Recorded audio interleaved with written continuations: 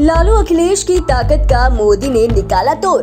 UP और बिहार में OBC को साधने की तैयारी शुरू। लोकसभा चुनावों को लेकर एनडीए और इंडिया में वार पलटवार तेज हो गया है।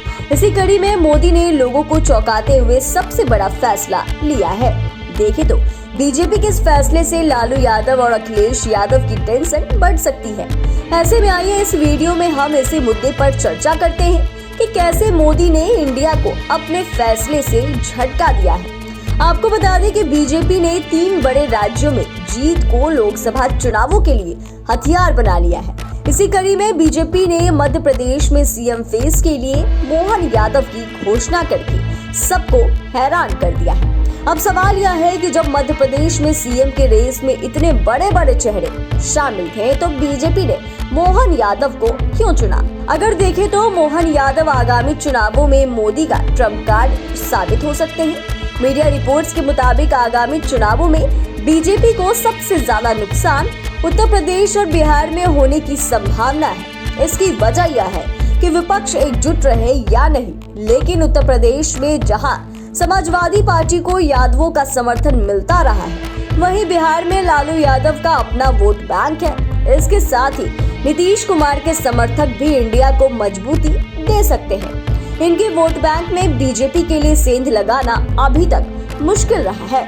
खासकर मोदी लहर में भी बीजेपी यादवों के वोट बैंक में सेंध लगाने में ज्यादा कामयाब नहीं हो पाई है। वहीं अगर विपक्ष एकजुट रहा तो लालू यादव और अखिलेश यादव की ताकत और ज्यादा बढ़ जाएगी। ऐसे में बीजेपी ने मोहन यादव को लालू और अखिलेश का तोड़ बनाने की चाल चल दी है। दरअसल बिहार में जहां आरक्षण बढ़ाकर महागठबंधन सरकार ने ओबीसी को बड़ा तोहफा दिया है, तो वहीं राहुल गांधी भी ओबीसी से अन्याय करने का मुद्दा उठाकर बीजेपी को घेरते रहे हैं। ऐसे में बीजेपी ने एक ओबीसी चेहरे को सीएम बनाकर इंडिया को चौंका दिया है। अब तो बीजेपी ताल ठोककर कह सकती है कि बिना परिवारवाद के पार्टी ने एक ओबीसी चेहरे को सीएम बना दिया, जबकि राजद और सपा को भले ही यादवों का समर्थन मिलता रहा हो, पर पार्टी एक ही परिवार के इर्द गिर्द घूमती रहती है। यूपी में जहां समाजवादी पार्टी के सत्ता में रहने पर मुख्यमंत्री अखिलेश यादव के परिवार का रहा है, तो बिहार में ही यहीं पर लालू परिवार के लिए लागू होता है। जबकि बीजेपी ने मोहन यादव के लिए पुराने और बड़े चेहरों को दरकिनार कर दिया है। आगे जब बाकी राज्यों में जाति सर्वे की मांग उठेगी तो भाजपा अपने मोहन को उस मांग के सामने खड़ा कर सकती है। एक तरह से ये भी बीजेपी के लिए बड़ा हथियार साबित हो सकते हैं। यानी कि बीजेपी के एक दांव ने लालू यादव और अखिलेश यादव सहित इंडिया के अन्य दलों की बनी बनाई बाजी को कहीं न कहीं बिगाड़ दिया है।